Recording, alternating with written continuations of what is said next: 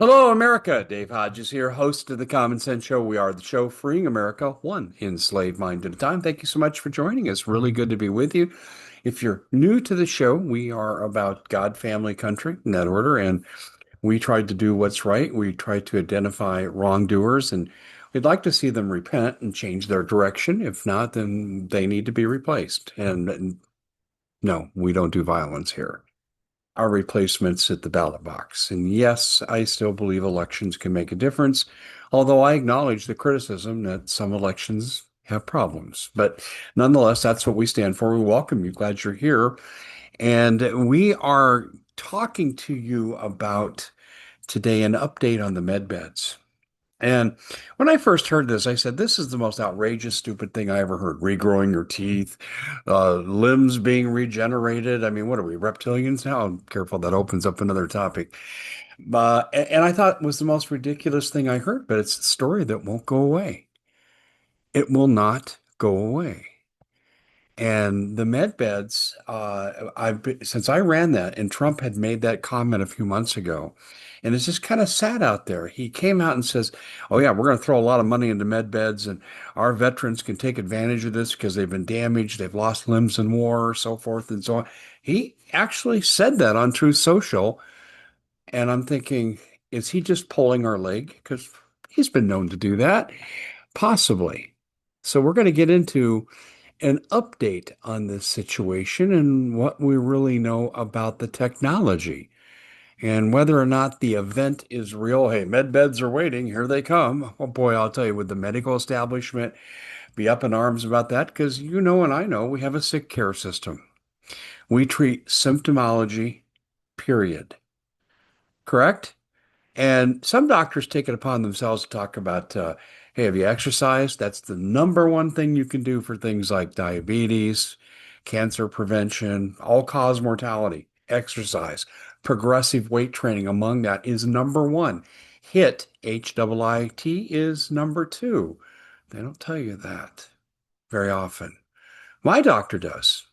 And we have those discussions. Actually, a specialist I was seeing, remember the guy I told you about said, hey, those lung linings, Dave, they're not coming back. Remember, you had RSV, and at your age, we're probably not going to see a recovery. We're going to see a decline. Well, he talks to me about the importance of these things. He's a good doctor. And he made an honest prognosis that, fortunately, through the grace of God and great stuff like this, didn't come true. And this is what did my trick right here. And it is no trick. I couldn't walk up a flight of stairs. I was so debilitated and nothing was working. They took me off the antibiotics. I was on the prednisone steroids, and that cured the pneumonia like that. I was gone. But this, no. So I started taking this at the request of Scotty Sachs, and Scotty was right. He said, Dave, this will boost your immune system to unbelievable levels. The nanosome liquid spray. He said, there's nothing like it. And he's right. There is nothing like it. This boosts your immune system to where it doesn't cure anything, but your immune system does. And if you affect the immune system, you affect outcomes. That's number one. Number two was when I was back in the gym and rediscovering my vigor and vitality, I had to use this, the nanosoma gel, and rub it on the sore points, the knee, the shoulder, where I've had issues in the past physically. And this grows pluripotent stem cells. This part does have a direct impact on your condition. And eventually you'll start to see the pain diminish and functionality begin to return. How long does it take? This is what people ask me. I don't know. For me, it took about 6 weeks. I really noticed it. At 8 weeks, I go, I can do just about anything I want now. I can do a Bulgarian split squat, and I haven't done that in 25 years. I thought, well, this is awesome. So you have a choice. You have a choice. You can take these two products and add in the skin cream, which makes it the trifecta, right? Three-tiered special, 15% off. Skin cream is good for cuts and burns. You've seen me use it here if you followed me for any length of time. This is amazing. And with what we have going on in our healthcare system right now, and the costs are ready to explode again, what are we going to do? Well, what we're going to do is we're going to put this in everyone's medicine box, medicine kit, and you start taking these things daily, and you'll have amazing results. Everyone in America should be on this 15% off for a short time. Go to iwantmyhealthback.com/Dave Hodges. iwantmyhealthback.com/Dave Hodges. Okay, let's get down to the med beds thing. I don't know whether or not this is a real thing in trial, but listen, if you can think of it, don't you assume that DARPA is actually researching it? Would you be shocked? I wouldn't be shocked. But I have no inside information on this. And I have pretty good sources in Intel and in government agencies. And I've asked to go, have you heard about it? Yeah, Dave, I've heard about it, but I don't know anything about it. It's outside my compartmentalization. And so we have talked about the possibilities, but I've looked into the science. When we look at reptilian regeneration, we know there's a change in frequencies that takes place. That part is documented, but that's a long leap from what we know about what happens in nature to putting it into a laboratory to putting it into medical practice. There's a long leap there, and I'm not making that jump. But what I'm telling you is the technology is certainly possible. Frequencies change moods. Really? You don't think that's true? Some people are going to be doubting this because they want to believe in the modern medicine. You must cut it out, burn it, or electrocute it, or whatever. They don't want to buy into the frequency thing. But think about this. All right. You're sitting somewhere and a great song comes on, song you just love, brings back pleasant memories. All of a sudden, you've gone from kind of indifferent, a neutral state to where life is really good. I feel great. I feel terrific. And we know this too, like if you want to get crowds going at a football game, the band plays something inspiring. They beat the drums with fast repetition, and it changes mood states. Frequencies matter. And Hollywood's known this forever they do emotional manipulation. You get to a really dark, scary scene, and that dark music comes out. Okay, so frequencies have an effect. We know that. And if you look at Hollywood, and Hollywood is often a precursor of what happens in real life. Predictive programming, some people care to call it. But I'll go way back in time to the original Star Trek. That was so far reaching, unbelievable. The communicator, well, it's our cell phone. Okay. Can we transport? Well, we don't know about human beings or biological entities, but yeah, those experiments have been done in places like Leipzig, Germany, going back as far as 2008. So the transporter is a possibility for non-biological entities. We know that. How defined is it? I don't know because it was classified after it was done. In other words, it was taken and was saying, no, no, you can't know about this now. And we're going to take this over. But we know the work was done and we know the work was repeated and done, which is the mark of good science. So frequencies. Remember the tricorder in the original Star Trek? Analyzing the frequencies of the body to get further diagnosis. And then our own Dr. Sherry Edwards, who's a frequent guest on our show, developed a technology, a lie detector test, for example, with voice inflections, right? Not electrodes with a lie detector test, but just strictly the voice. And she breaks it down into octaves. She developed the technology. Corporations tried to buy her out for millions and millions of dollars. And she said, no, they'll misuse it. I'm not doing that. And then she made the everything free. You can go to soundhealthportals.com and you can partake in that free training. And you can even open your own site. And there's no restrictions on this. And we know that that's true, but she also took it a step further. You can infer motivation and mood states.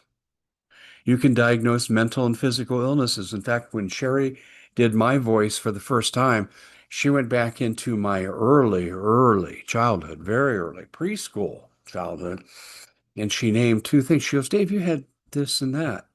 Well, this and that is no longer with me and hasn't been for a very long time. And I'm thinking, how in the world do you know that? The only people that would know that now, well, they're dead. They're my family. I'm the only surviving member of my family now. And only my sister, my mom, and my dad Exactly. Pretty amazing. Now, let me go one step further with this. We know that red light therapy now is all the rage. Okay? We know that. Well, it's frequency based. And this has made its way into some of the mainstream medicine. Not much because it's not in the typical big pharma routine, but we know that they're using it. This has really come into vogue in natural healthcare, and that's frequency based. In fact, do you remember the movie Logan's Run? If you're over 30, we got to put you to death because we're in a geodesic dome to survive nuclear radiation from an all-out Third World War. Remember that? And if you had an accident, you got to live to 30 because they had the med beds. What? Oh, yeah, that was in the movie. And when was that? I believe it was early to mid 70s. And you still see it every now and then, like on TNT or TBS, they'll play it late night. Interesting movie.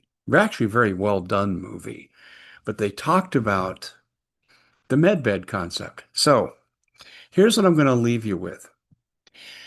Trump did make those statements about medbeds, and then we never heard another word. Does the technology exist in deliverable form? I have no idea. And if it does, it's being done under lock and key, if you know what I'm saying. Probably under national security closure. But is the technology possible? Without question, it's possible. But how do we enhance it? How do we refine it? And it's a lot like, too, if it is real, if you look at the medicines that have come to market, most of them are safe. Not all of them, because we know we've had recalls and things like that, but most of them are safe. And they have to go through theoretical trials. They have to go through animal trials and then human volunteer trials. And the science has to be replicable, and you get that magic figure at the end of all research, P equals less than 0.05, means that if we keep doing the research under the same conditions, we're going to get the same results with less than a 5% margin for error. We're not there. It's not public. But we can hold to the fact that it could be on the horizon. And I would hope we'd hold out hope. But here's the age-old thing, and we've seen this over and over with free energy, for example, under quantum physics. The government has completely suppressed that. And I told you about my experience with Enron. And we've talked about what happened to Nikola Tesla going back into the early 20th century. Anything that interferes in the status quo often gets repressed or channeled into secretive applications. So it's an interesting time we live in. I think the discussion of this is worthwhile because sometimes the discussion invites whistleblowers, if any exist. And I don't know that they do, but if any of them exist, I'm hopeful that presentations like this will say, well, I've worked and yeah, I'm going to talk about this.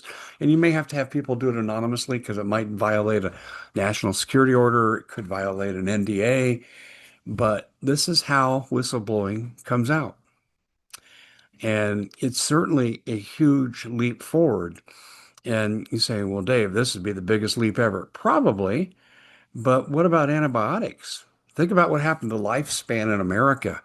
I mean, our lifespan going into the 20th century was at less than 50 years of age, right? And then after the introduction of antibiotics, right away, we were up into the 60s. So we have seen medical advances like this with this much of a dramatic application. Is this the product of just science fiction? Could be. It could be.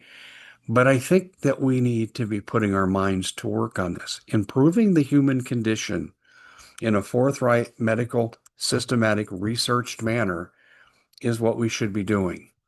And if it is being repressed, we should not be allowing our government to do this. We say, well, how do we stop them? Well, you have to gain control over the electoral process. Those who make the rules need to fear the people. And I don't mean fear the people in terms of violence. I mean in terms of getting reelected, because that does tend to be the number one objective of most politicians. getting reelected. And we need to demand more honesty and accountability, not just in this area, but in all areas. And we're going to talk to you about another area of accountability that needs to come forward. And that has to do with the CIA. And that's coming up in the next segment. And I can't believe this went into the mainstream media. This next story, holy cow, this is absolutely phenomenal. And this gets into an area where I hate to say I'm an expert in this area, but I had 30 years of work of looking into this, working with people like Jim Mars. I know a lot about what's in those files just based on who I know and what they've told me and what documents have been released that corroborate my beliefs.